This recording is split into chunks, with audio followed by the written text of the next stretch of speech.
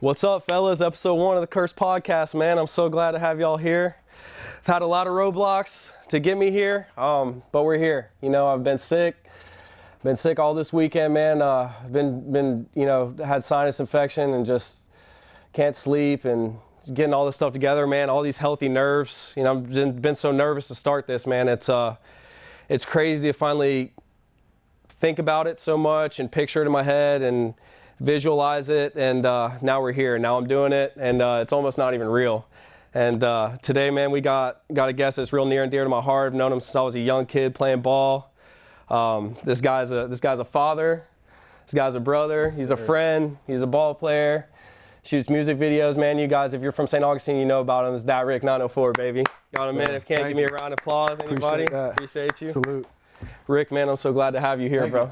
Yeah, absolutely, bro. Congratulations on all the hard work. Yeah, man. No, I mean, good to see it come together. Hard work. Actually, you know, it's been hard work, but seamlessly, man. This spot came together, and it's just it's crazy, and it's such a blessing, man. All these guys, this team that I have here. As soon as I walked in, they welcomed me with open arms. They told me, you know, we're gonna figure it out, make it affordable. Good. Whatever you got to do. So they helped me out, and they've been awesome. You know, I don't want to sit here and act like everything's perfect, because it's not. It's what this podcast is about. It's about us, you know. Always it's about the journey. It's never perfect. It's about getting to the end. It's about the journey, right? Because nothing's ever going to be perfect. Nothing's ever going to be perfect. But now that we're here and now that we're started, man, I just wanted to talk about all the stuff that you've been through and your inspiration and kind of what got you to where you are now. So tell me, man. I want to know a little bit about what got you inspired to pick up a camera, to follow music. Nice. To follow hip-hop music, you know what I mean? Well, the music came before the camera, actually, believe it or not. We can get into that wherever you want to start. But yeah, man, I've got a lot of inspiration. It's mostly internal. I've never really looked at a lot of people or things for inspiration. I always looked inside. The music became a thing when I was in high school. Me and my partner, Petey Cash, we used to be rappers, local rappers, man. We used to rap. We had a song for the girls' basketball team. We did one for the football team. What? We just did little rap stuff for us, man. And long story short, I ended up getting into the studio industry. I was in a recording studio in town for 7-8 years. Yeah, I remember that. About halfway into that, artist of mine, KV, his dad bought us a camera. And I got this camera, and I was intended to shoot some music videos for him. He ended up not really going through with the music thing, but I always had the camera. So my first time with the camera, I was on tour with Jeff Johnson, a good friend of mine. And he was in Tennessee, and he did a little into Kentucky, his home state. Right. Had this camera, never used it at all. First time ever having a camera. One guy, Gorilla Grinds, actually I still talk to him to this day. He showed me, pulled me to the side, showed me how to focus, showed me how to take all the stuff off that it was like autofocus, auto aperture, auto ISO, all this camera jargon. At that point, I was like, whatever, man, just show me how to do it. How do I shoot at night? And he's like, well, you've got to change it to here. Yeah. What if I'm shooting at day? You got to change it to here.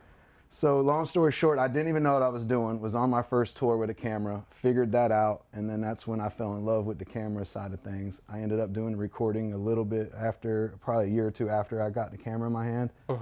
Shut the side of that studio down and just became full-time videographer. Wow, man. I've been on tours and anything in between there since. Yeah, man. I mean, if you guys haven't got up with Rick's stuff, man, just check his YouTube page out, ThatRick904. Just like I said, man, he's got videos with some of the biggest guys out there right now. So you know what I mean? You guys go check it out, please. And he's got quality stuff, man. I've heard a lot of people say you're king of them grunge videos, man. Yes, sir. Running guns. Yeah. That's I mean, I tell you, you know, Rick has the type of video that everybody's doing now. But if you pay attention to Rick's videos, he's been doing them forever. That's the only thing I know how to do. I mean, forever. Lie to you. I wish I was better. Yeah, no. I wish I could do more stuff, but I love organic and raw and real, and I like to make it. You're in your lane, bro. There's nothing wrong with that. You know, you created a lane and you owned it, and you stayed when everybody knows you for that now, which is awesome, man. It's just awesome, and you know, and all the stuff you're doing with the artists that are in town, all the guys that are coming up. You know what I mean? I know you're trying to give them some shine. I really am. Yeah. I dive deep into that. I'm a hometown hero, underdog kind of guy. I always support the underdog, whether it's the money, your idea, your content, whatever you're lacking, I try to bring you to that next level when you work for me. And that's more, you don't just get a video from me. I real deal dive into it as if it was my own. Right. I give you my insight, my shortcuts, my knowledge that I've learned through dealing with a lot of artists in a lot of different situations. and a lot of content. I've done literally thousands of videos. Yeah, man, you have no idea how valuable that is to have somebody with the experience that you have that's worked with the people that have the experience that they do, to come down and to pass that on to the people that are coming up, just like me, man. Like, just like you coming here and sitting with me. This is absolutely. This is my baby. Man. This is my baby. Yeah. So Rick is constantly supporting, man. You guys, please just tap in. You guys want anything done, music related, anything video related, please tap in with Rick if you're in St. Augustine. You can support me, I do appreciate it, but support your friends, support the people that are doing stuff around you. I grew up in an era where there wasn't any support. No one was doing what I was doing in my little bubble. So I had to try and lose money and lose friends and lose a lot of stuff on this road to success, as you'd call it. And it's just normal and everyday to me, but really pass something along. You got to plant a seed for today to help someone out tomorrow. Because it's not about you, it's not about me, it's about our environment and who we can affect. You're going to affect a lot of people with this. Yeah, that you don't absolutely. even know personally. Yeah, absolutely. I'm looking forward to that. And something I want to touch on what Rick said is so valuable, man, is that support. Support is so big. Everybody just support everybody. There's nothing, doesn't cost anything to support. You know what I mean? Like, everybody thinks, if somebody's diving into a space that they're already in, you think, oh, this guy's going to take views away from me. This guy's going to take eyes away from me. He's going to take something away from me. It's really only adding to the cause.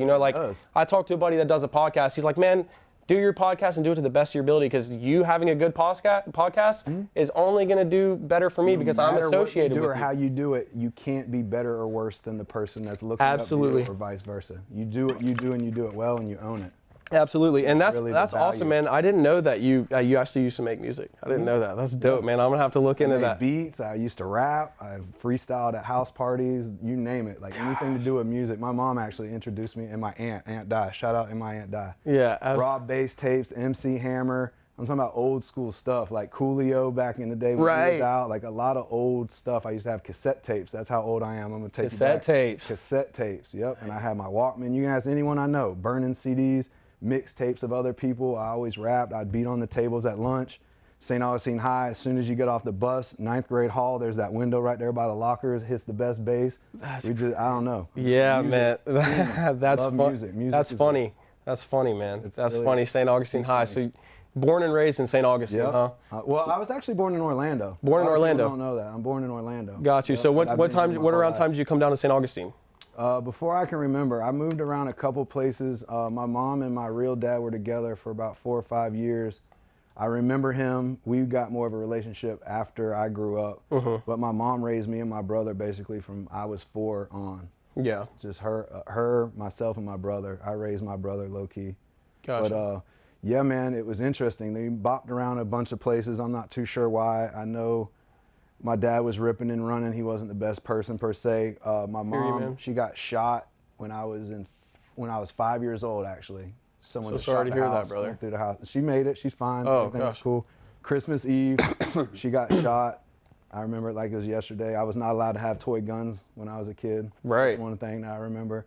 But yeah, man, it was. I had a great childhood. I didn't know we were broke. I didn't know I was missing anything until I got older in life and realized what others had. So my mom did such a great job raising me and my brother to where I didn't even know anything was different. How powerful is that? How powerful is that? My mom, Linda. Yeah, love you. I was about to say you raised a good man. This guy's one to look up to anybody. You know, and I've been looking up to him since I was a young guy, man, in basketball and just being a dude. How you treat people, man. Positive influence. No, yeah, I've never seen anybody say a choice word about you. I've seen you spread love to everybody that you interact with, man, and it's something that's me watching you and watching, just playing at Ron Parker and stuff, which has shaped me and my personality and the way I'm able to communicate with people. That's awesome. Just watching you, man. I remember first time meeting Rick, I was with a couple of buddies, and Rick was just starting his was Full Circle Studios, what it was called? Yes, it was. That was right behind the car wash in St. Augustine, man. And he was shooting a music video for a couple of buddies. Walked in, and Rick did nothing, man. I was just a young guy. I was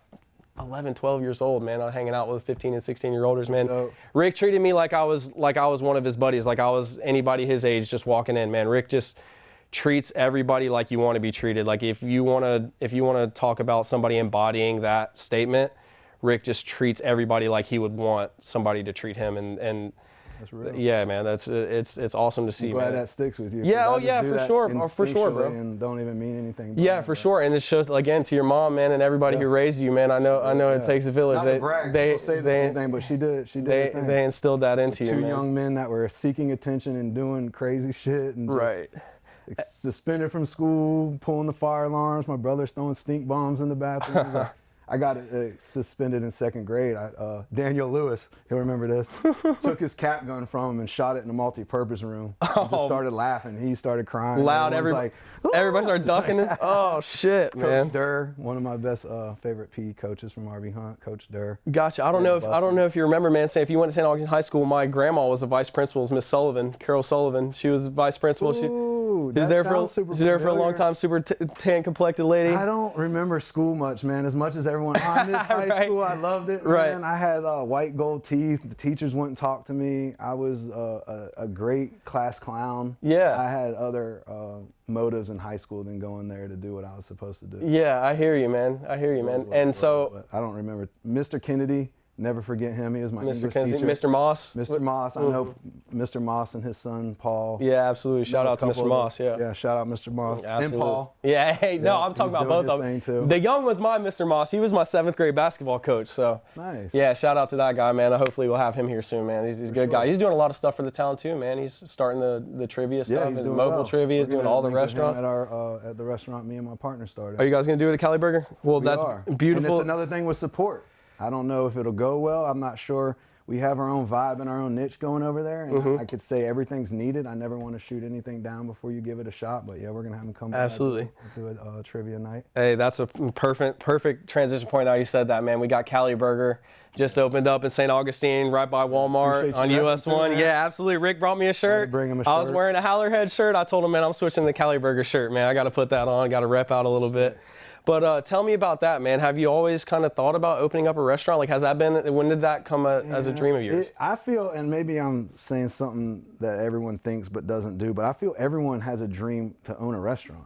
I don't know why we're all food consuming human beings. So it's like, I think I could do that. It's not easy. It's not all the glitz and glamour you think it is. It's real hard work. But to answer your question, my partner Joey Devlin from Mojo's Tacos, him and I, we've been lifelong friends for a while. I actually worked with his parents in the state park once upon a time when they had Island Joe's. That was the place I came back, got my money together, stayed positive, and put into my studio. So that was the pivot point from working there, that I worked for my only job that I've ever worked more than a few months. I never had a job growing up. You can ask anyone that sees this. Let me know if you worked with me for more than 3 weeks anywhere.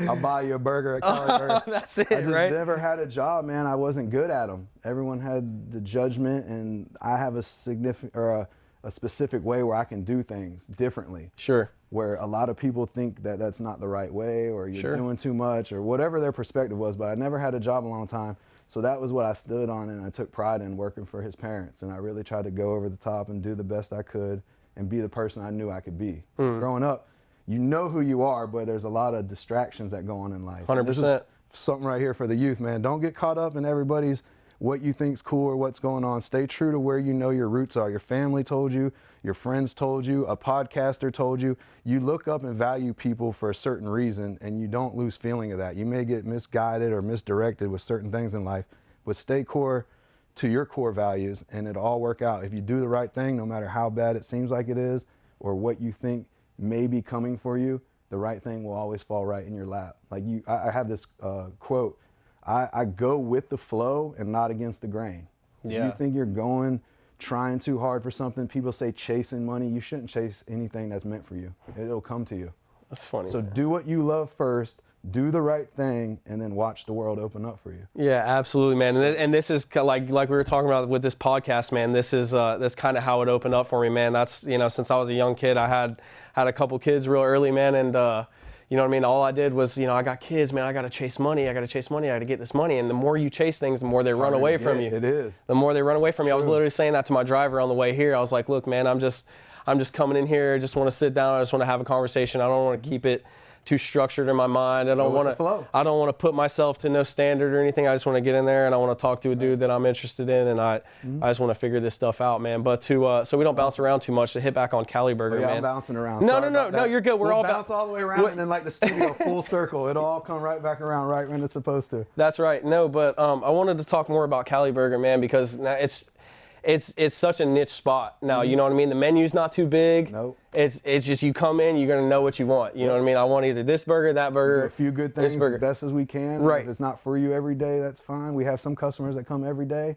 Some come once a week, some come once a month, and there's some out there that haven't even made it in there yet. So. And now, is that something that you had in your mind beforehand? You're like, I'm gonna keep the menu small. I'm gonna just keep it simple. I bounce around quick, but Joe and I used to do this Kaliburger's pop-ups out front of the Boulevard. They have 2 locations, one on the mainland across from Malta Republic, and one over there on Anastasia Island, right in the corner. We call it the Boulevard. Gotcha. We do a pop-up every Saturday, and we did that for a solid couple months, and then one of the city guys came by and was kind of like, hey, I know I eat these too, but you can't really do this. You got to have your own thing set up. Forgot exactly what he said, but it was something to the point where we weren't ready to move forward on doing the whole 3-compartment sink and structuring a whole nother restaurant on top of the Mojo. So we stopped.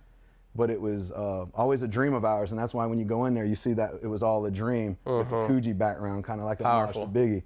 So our dreams have come true. So that's how it all started. We started with the Kaliburger. Yeah. And then we did a Mojo's burger, and salute to Mojo's. And something real cool is all of our burgers, everything on the menu comes vegan.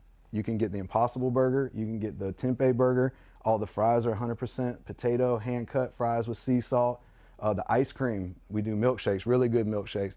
No dairy in them at all. Good milkshakes. Yes, lactose intolerant. We try to provide something for anyone that has diet restrictions. No matter what it is, you can come here and get something that you enjoy. Right. And we flip the whole menu. You go to, if you're a vegan or you're a vegetarian, you read a menu and everyone's got all their good stuff you can't have, and at the bottom you get a symbol that says, this is for you. Right. Ours is everything's vegan except you can get beef if you want. So we flip that whole model upside down. And we want people to be comfortable and feel like they're not different by eating now what they call different. Yeah, and how is that responded? How have you taken it? Yeah, absolutely. A lot of people, and I'm not sure if this is true for a lot of people, I've never thought about it, but they get anxious. When you get a big menu and all these options, people's anxiety start to kick in. For sure. They really do every day. Thank you so much for having a consolidated menu. It makes it so easy to choose, and oh my gosh, everything's so fresh and it looks so good. I don't know what to try. Absolutely, they know what they're gonna get before they even get there. They do, so it's pretty cool how to see our model that I feel it's common sense and normal that everyone's so just blown away with it. They really do respect it, and their input is like super valuable to us. Man, so it's been going well. And it's also to inform the consumer there's other ways to eat. At the end of the day, it's not about how you feel or how you look. There's animals that are in play. There's a lot of animals and things that are disrupted through nature's law because of how we live. And it's just to throw that out there. I'm not preaching. I don't absolutely. You do what you do. But it's just to give a consumer some education to let them know there are other options out there. Everybody wants to have as many options as they can. Everybody wants to have options, you know what I mean? Especially when it comes to their health and stuff, everybody wants to have options. And just to even see that, if that's not even the food route you're gonna go, people like to see that. And I think it's super marketable, man. I think it was a super good idea. I noticed that was literally the first thing I said to my guy as soon as we went. I was like, man, this menu's small. I was like, I wonder how that's going to go with people, man. I wasn't sure, and it seems like it's going super good, man. They really supported us, and that's funny. We started off this whole thing with support, but it's kind of like you get what you put out there. We jumped out there, we tried it. We didn't know what to expect either. Like, we know Mojo's is brick and mortar on point. It's going to be there forever. Like, I don't know if you're familiar with Mojo's. Oh yeah, man. I'll tear some Mojo's up. Oh yeah. Same. And they're doing steaks on Saturdays, and they keep pushing the envelope of what they want to do, and the people really support it. And it goes back to the support that if you do something, if you build it, they will come. Don't think that you can't do anything. I hate getting on this harping. Oh my God. No, dude, I love it. This is what I brought you here for. This is what I brought you here for. Anything is possible. If you sacrifice your time, your money, your everything, and put something into it, you will get it all back out and more. And even what's funny, me and my buddy Sully, he's like a huge chef, Michelin star chef, does his thing around the world, literally worked at Le Bernardin in New York, like very acclaimed chef. He came down and helped us start Kaliburger.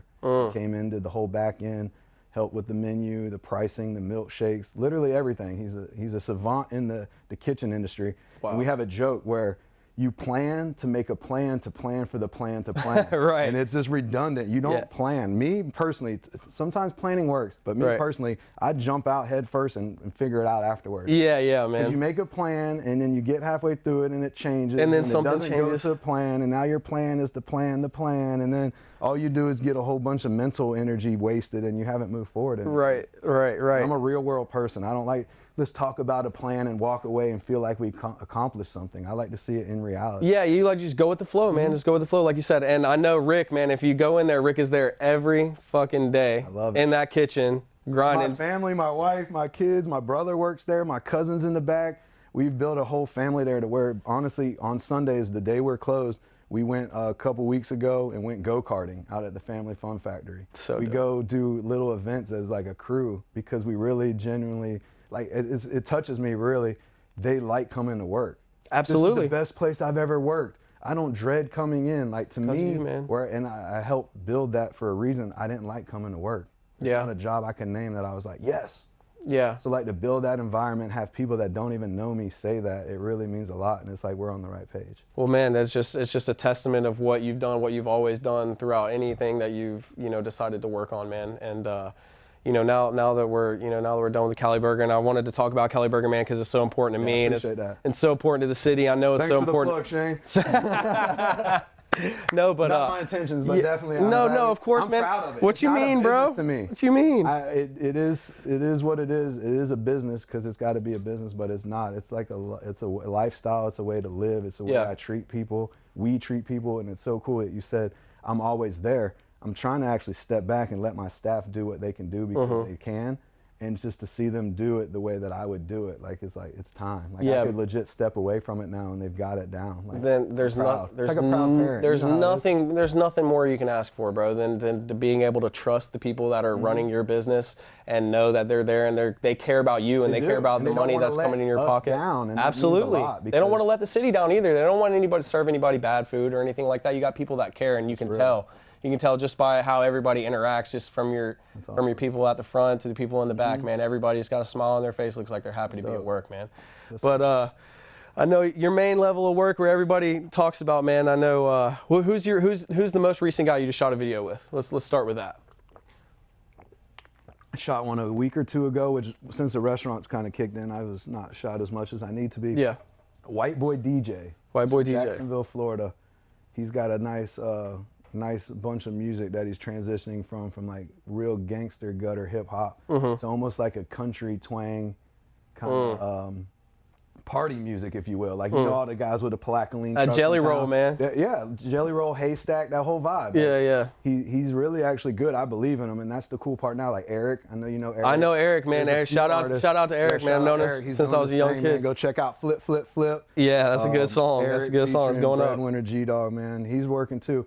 And you touched on it at the beginning, the hometown hero thing. I'm really doubling back, and even what's your budget? Let's pull up and do it. Yeah. And if it's not that much, I can only offer so much, but if you do have something, I'm bringing props. I build props. I rent them. I made a rain machine, a confessional, the cool little boards with the holes in them you shine the light through with the smoke machine. Like, if you can think of, this is my motto, if you can think of it and afford it, we can do it. Yeah, absolutely. And that boils down to life. Absolutely. Yeah, absolutely. If you can afford it and you can think of it, you know what I mean? And with a nice team around yourself. Yeah, absolutely. You can do it. You know, anything, like Rick has said it 100 times in this podcast, and I'll say it 100 times more, man. You can literally do anything.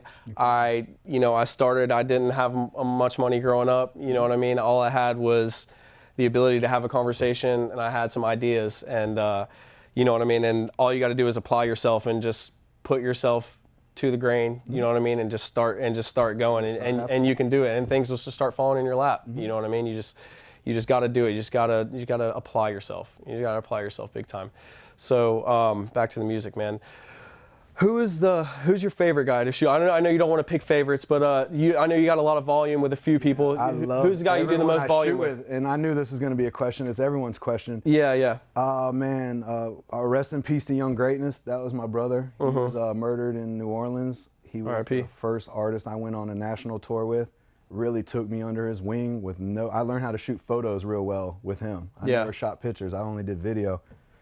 He was my favorite to work with just because of the stuff we would get into. Most I can't even talk about on camera. It's not even like illegal or nothing. It's just something that we shared. And just intimate dope. stuff, Good stuff. Like just cutting up on the road and just being silly and just absolutely. It's just something that like it makes me always think like happy thoughts about him. Absolutely. But Boss Man JD, Coley P. I shot a couple for Glock 9. Yeah. I mean, it's not even the big ones. Hot Boy Turk, an idol of mine I grew up with. Yeah. I met Lil Wayne, BG's mom, Ziggy Wigala, anybody, Juvenile. I know I have a relationship with Juvenile's son. It's just a lot. It sounds cliche, but it's too many to list. Like and there's a lot of artists I work with. Get It from Palaca, Stack a Dollar, rest in peace from St. Augustine. HP, rest in peace. There's a lot of talent that's gotten locked up and taken away, and I don't blame it on the lifestyle. It's just life. There's good people that weren't in the streets that I've lost. It's just man. It's unfortunate. It's unfortunate how things like that happen. I know fast. Stack, man. I heard Stack's name since I was a young kid. He was one of the first guys that really started. I was actually a fan of him before I shot for him. And it's rare. I know everybody and meet them through the camera and become like hip to them. But he was one of the few that I actually listened to. My brother and I. Still to the Feeling Myself. There's so many songs that we used to vibe to. And then I got to run across him in life, and he was a stand-up dude. Yeah. And tell me how it is like when you have somebody hit you up, when you have an artist hit you up, like, hey man, I want you to shoot a video. Tell me what kind of your protocol, what you do, and how you show up, how you set up, how you communicate with them. First thing is send me the song. It's not how much money do you have. If I don't like the song, I genuinely cannot do it because I don't feel that I'll put my all into it. That's big. I got to hear the song. Make sure I like it. When that gets sent through, I'll say, do you have a budget in mind? And that's the one question that hangs everyone up. Well, how much do you charge? It's like going to a car dealership. I want to buy a car. All right, cool. I'm going to show you the Geo Metro because it's $2,000 and that's what I think you got. He might have Bugatti money. I don't know what he's trying to do or what his intentions are. So I like to see where they're really at. Like, what is your budget? Once they tell me the budget, I let them know what I can offer. My biggest attribute with a song is I can see things happen with the song. I don't know, you say you're familiar with some of the videos. Have you seen any of the crazy ones where they're the small guy on the stove riding his beach cruiser around, or the guy where he's zapping the aliens, or like some of my Chaotic. You heard of Chaotic? I haven't, man. I haven't. Miami? I wish that I had. I'll show you some of them. Absolutely. But absolutely. It's the real creative ones that I really like.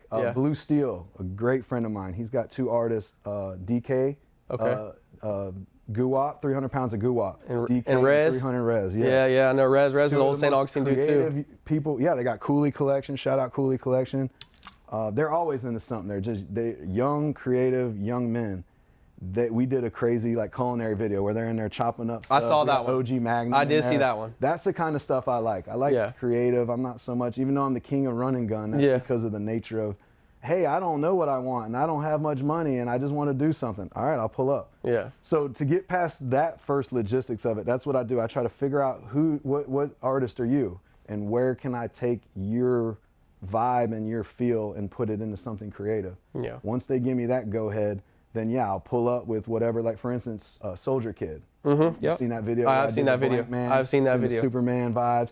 Hooking the power back. That's a crazy video. That's a crazy video. Ice cream to the kids. That's a crazy video. I grew up watching Blank Man. Blank Man, if you're not familiar, is one of the Wayans brothers. It's like a hood, like superhero movie, but it's like this genius tinkering with gear, and he's like kind of a low-key a dork, but he saves the world and meets his girlfriend. It's a totally dope movie. You should watch it if you haven't. Man, all this game you're putting me on, man. I'm just locking it. I'm locking it in, man. Studio's familiar with the stuff, but this is stuff I grew up on. So like it was just an homage to them. But I buy all this stuff from Party City. I design the outfits. I design every single thing. I'm so detail oriented where it's a problem. And I'll show up. Me and my partner Mike. Shout out Mike.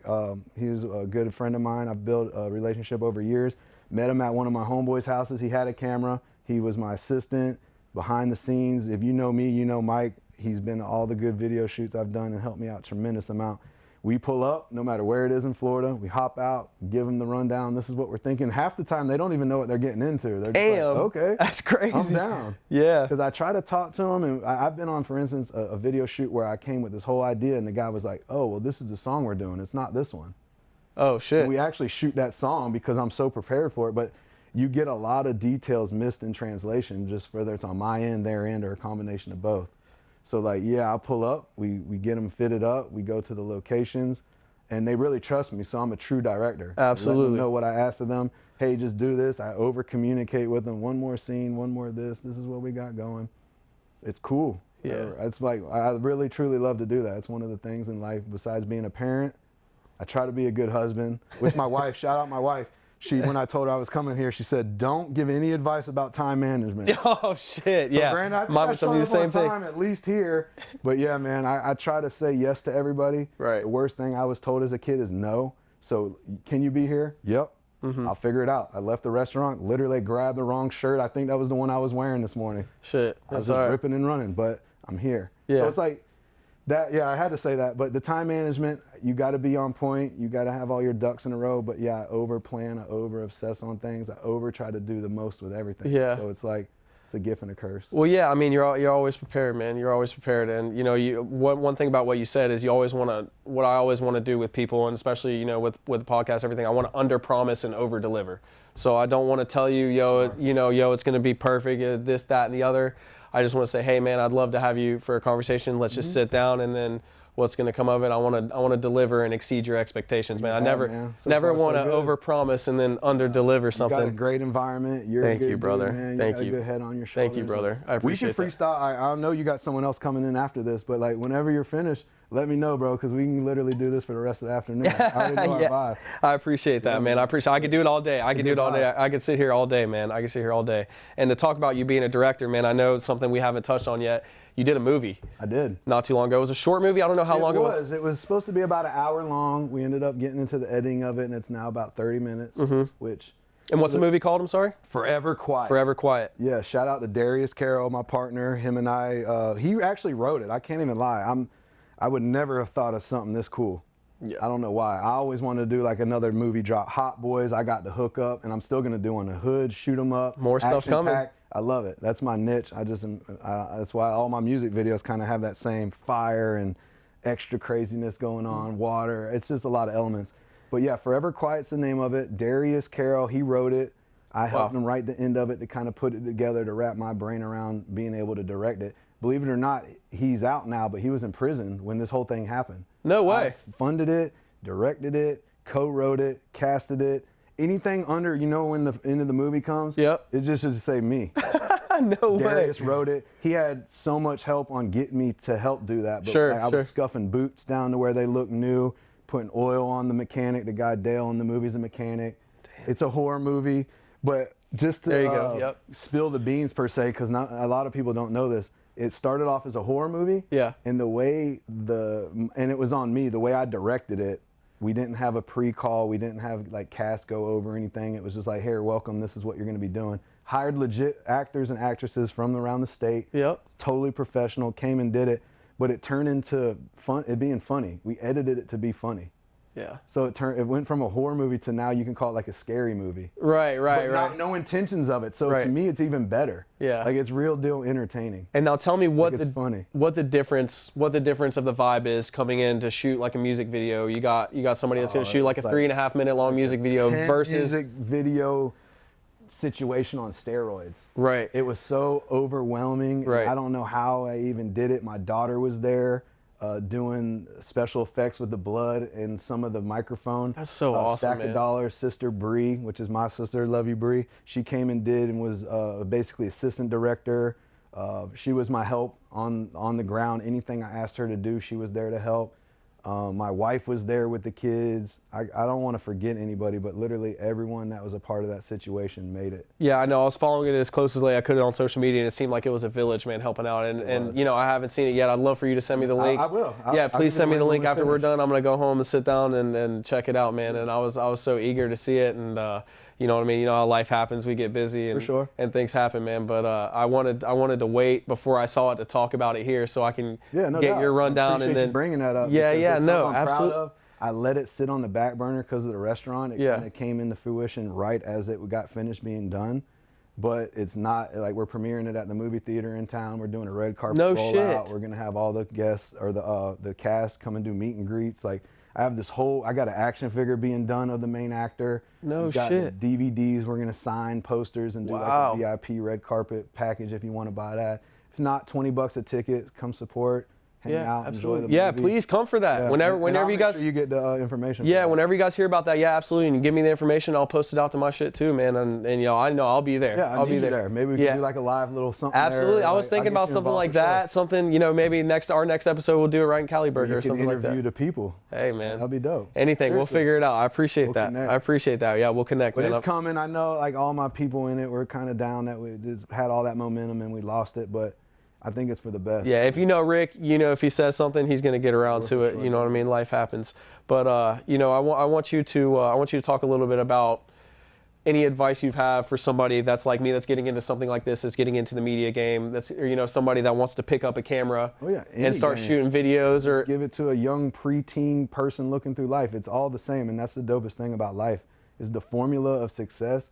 It goes across every single thing, no matter what you're doing. You want to play basketball, you want to podcast, you want to write a book, you want to just live life and do nothing. It starts with a dream and a goal and legit work. A lot of people are scrolling on the phone and hang it up and think their dream's just going to happen.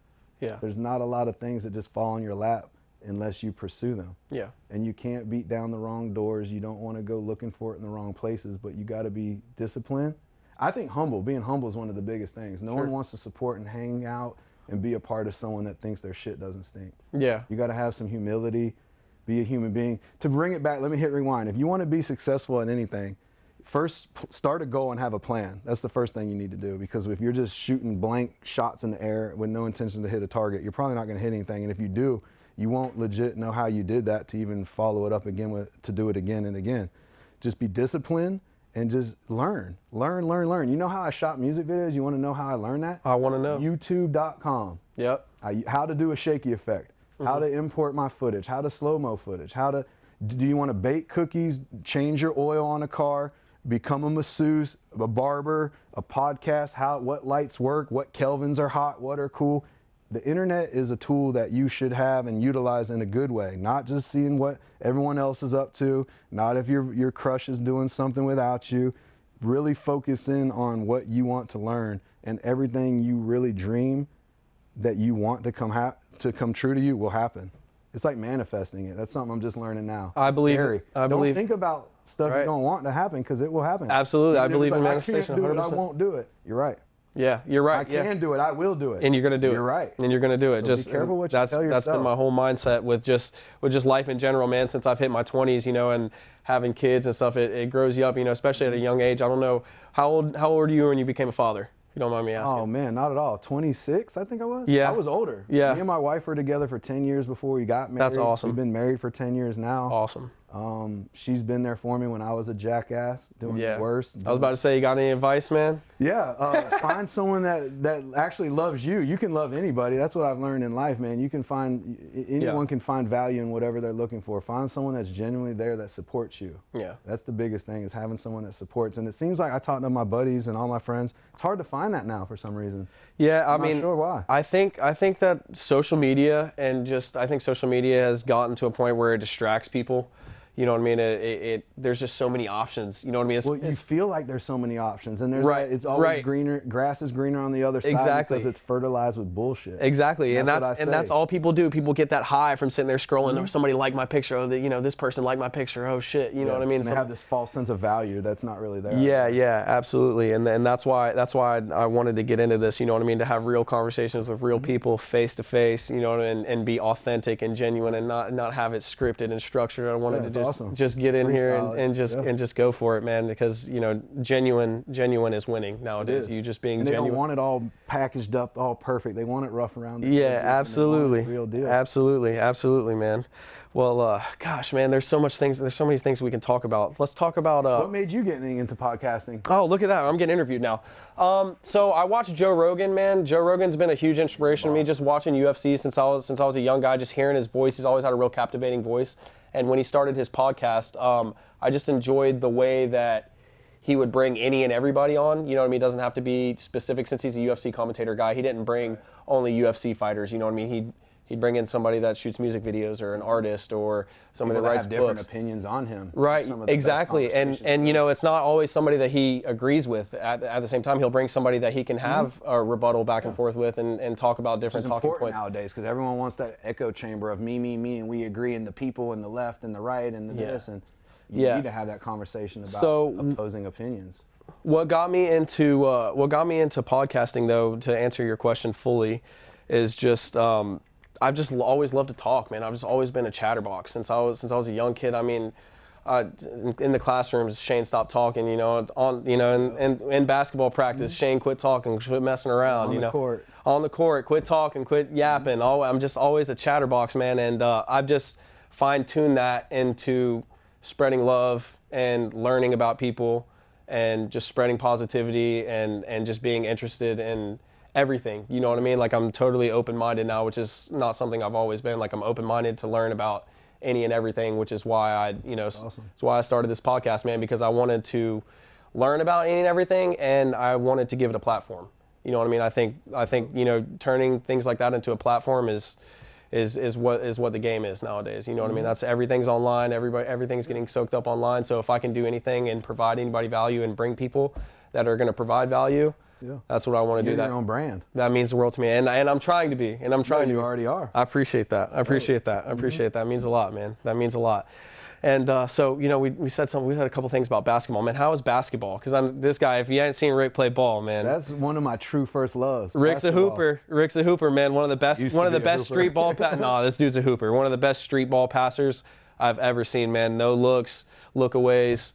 I mean, this guy's crazy with the rock, man. So, like, tell me about basketball growing up, man. How did basketball influence you to be where you are now? Because I know everything. That's why I've got that little street side to me. Because absolutely. Everyone else was hanging out, doing what they were doing. I was over town at the bottom out west, hanging out and playing ball anywhere I could.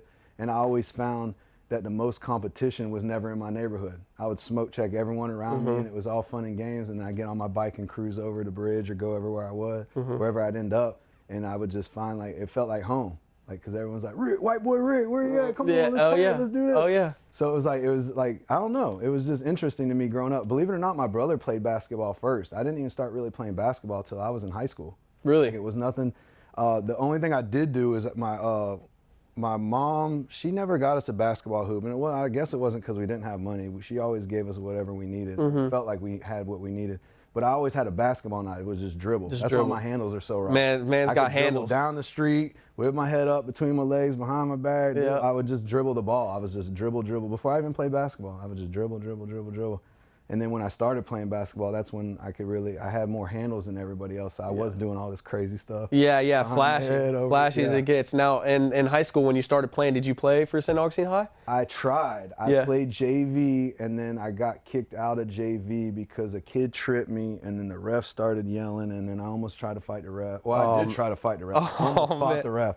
So then FSHAA, whatever the little... Oh, they booted your ass. Yeah, they didn't do me too well, and then... who was the athletic director? Some other, but I just remember, man, I feel bad looking back at it, but my mom was in so many offices talking to so many people about shit that she shouldn't have been just because I had an attitude. Right. And I was just this young punk. And I ended up trying out, and then me and my good friend Adam Mitchell, we didn't make the team. We went into the office and was like, Adam was like sad, like, why didn't I make it? He's basically like, you're just not good enough. And he's like, and then he looked at me and was like, you're good, I just can't have your attitude. Right.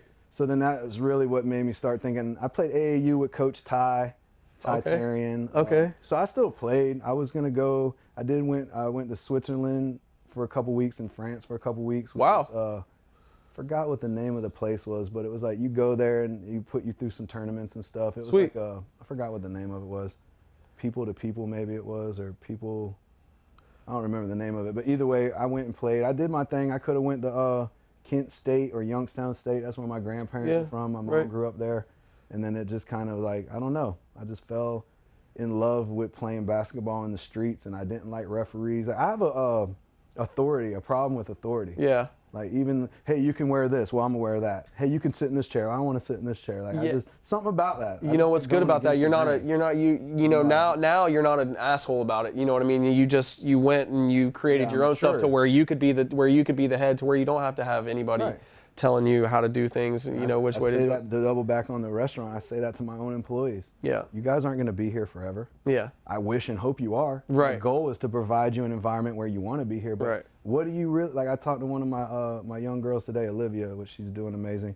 What do you want to do when you grow up? Like, what do you want to be? Like, how can I help you start a LLC? And I like doing hair. Well, let's start doing a hair situation. I like clothes. Let's design. Like, all my staff, I look into them as more than just under my roof, and I do this with everybody. What is your next goal to make yourself financially free to work for yourself? Absolutely. Everyone, even everyone in this room, Yep. should have a backup or something going other than where they're at right now. That's winning nowadays. Working is. for yourself is winning nowadays, man. And there's a lot of, it's not free money. It's No, it's not. No, it's not. All the stuff goes right back into what you're doing. But at least you have it for yourself at the end of the day, and you build your brand. ThatRick is a brand now. Yeah. Go places and they'll here's a fun story. I was in, where was it? Lakeland, Florida with Coley P. And I had a guy come up and be like, "Oh, you know Rick?"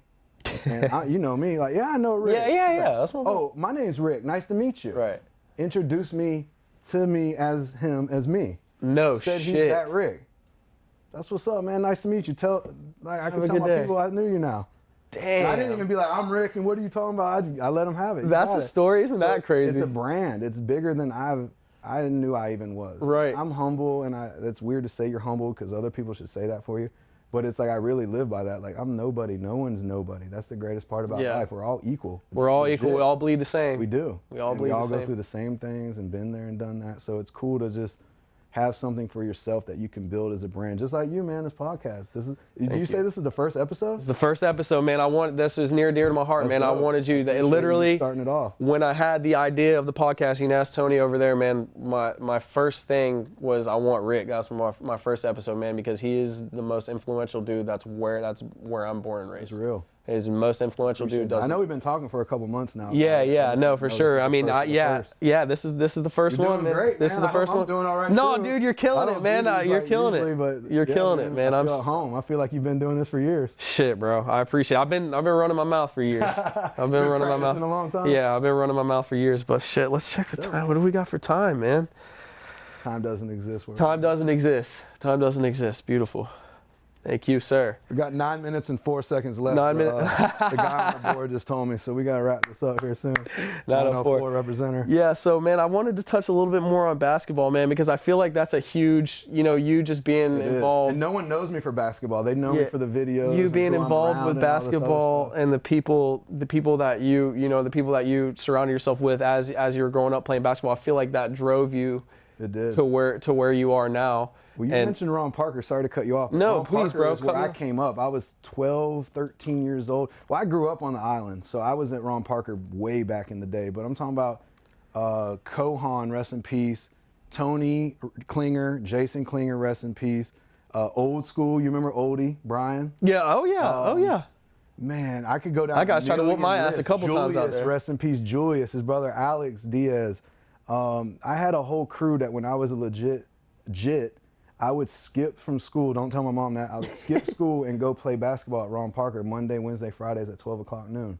Wow, man. And I was a jit, and they were all 20 something, but they always picked me up. They let me run. That's why I was always advanced for my age, because I was playing with grown ups. Yeah. That's the same way. That's the same way I was when I was growing basketball, man. I was playing with Rich Bryson, all those dudes. Those are the dudes that I grew up playing with. And you think it's normal, but you go play against your peers, and that's what I mean. I always had to go other places to find a place to play. Yeah. What challenged me, because it seemed like, and I was never good. Right. That's the funny thing. I just have a big heart, and for some reason with basketball, it was natural. And even to this day, I can just do some random stuff and it works. Yeah. Now, are you still going out to Ron Parker now with the opening of the restaurant? When's the last time you've been out there? I've been playing on the weekends. Like on Sunday, there's a group of guys that go to a gym downtown, and I'll still run with them and play. And then I just heard, I don't know if you heard this, but Treaty Park just got all the goals redone. Like they got glass backboards, painted lines, which me and my buddy Oak and J-Dub, we painted the lines at Treaty Park. back Man, in the day. Oaks, man, me and Oak battle, man. Yeah. Oak's been my guy. Oak's sharpened my tools a lot, man. Sure, shout same. out to Oak, Yeah, man. shout out Oak Dog. Yeah, Still got it. absolutely. He still got it too. Yeah, absolutely. It's funny. We joke that we're getting older and the kids aren't as good as we were when we were kids because my old fat ass still goes out there and Shit me, man. shakes them up and run. I can't jump as high like I used to. Like I used to could dunk. I can't even get up and touch the rim right now. But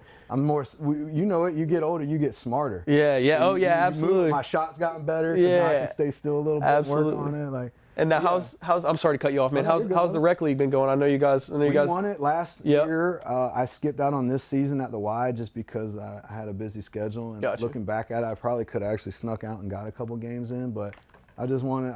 Like you know me, I'm focused on what I do until I'm done with it, and I also get bored quick. Like I can just do things for a couple months, couple years, depending on how long it keeps my attention there, and then I either give up on it or I find something else that interests me. Yeah, if you see Rick hooping, man, he comes in, he gets his couple games in, and once he's done, he's loading up. Things to do. He's loading up and he's getting out of there. He's loading up and getting out of there, man. Yes, sir. But you know, as far as basketball being an inspiration into music, you know, like, can you tell me how, you know, like how just being around that environment, you know what I mean, being around that street ball environment brought you closer to music and shooting videos? Like did anything happen to where you were like out there, you know, playing basketball and you know what I mean, you guys start rapping, you know, freestyling and stuff like that, you know, like did you have anything like that? No, one thing I used to do, and I don't know, this is like when I was young, but I used to hustle for like shoes and beepers actually. Like two things. No, a lot of people don't know this. You got some cards, I'll do it. I'm good at magic tricks, bro. What the hell? I am. I can do 3 Who's got some cards? Somebody give me some cards, man. Cards, I'll show you something real quick. Magic tricks and basketball. I used to play people one-on-one for their shoes, and I'd play you out your shoes. I'd go home, clean them up, and then flip them for another pair. Damn, look at that. That's why I always had good shoes growing up. Right. My mom, she'd buy me whatever shoes I had. Right. I stay with some J's. I stay with some Soldier Reed. Right. Stay with some dope shoes. You've just always had that mindset of just innovate, next level, and next one thing level, I want to leave you with, and it's not like a tell me what you can tell the kids. We as human beings don't know anything. We acquire everything we come up with, even the doctor. We're all just kids who grew up. I swear. We're all just kids who grew up. I grew up thinking that I was missing something as a kid because I didn't know anything. Yeah. And come to find out, I knew it all. No one knows anything. So like to really get into a place where you feel confident, and that's another thing society lacks is confidence. Yeah. No one's confident in anything. Yeah. And that's the biggest thing. Like I try to preach confidence. You can do anything you want. You could be anyone you want to be. Yep. And just be careful what you wish for because you might actually get it. Yep. You better sit down and think what you really want to do before you try to pursue something you don't want. Because that's what I learned from the streets as a whole. Yeah. There's a lot of people getting tricked out of their freedom and their lives out here to try to keep up and be something that maybe they are, maybe they're not, I don't know. But you get caught in some stuff and there's no undo button or hit rewind. You live that. Well, Rick, man, I think that's a perfect way to end it. I think it's what you said. That's $1 million worth of game right there, what you just said, man. And what I wanted to do, man, I wanted to genuinely appreciate you for coming and sitting down and giving me all your jewels, man, and coming and doing this. We'll do it again. Yeah, no, we'll do it. We'll do it many times. I'm sure you'll see Rick on this show, you know, a bunch of times. But look forward to it. Dude, it means a lot. It really. Same. And that. I'm proud of you, bro. No, I appreciate that, and I'm proud of you. You know, you should be proud of yourself, man, because you put an impression on young guys like me, and you give me hope for, you know what I mean, for my kids growing up, you know what I mean, and for their kids, you know what I mean, and for our town. Right. You've set such a good staple for all of us, man, and everything that you're doing, I'm sure that everybody else appreciates too. So wonderful. Thank you, my friend. Thank you. Appreciate it, bro. Absolutely. Yes, sir. First episode of the CursedPodcast, ThatRick904. Let's go, baby. Thank you. Thank y'all.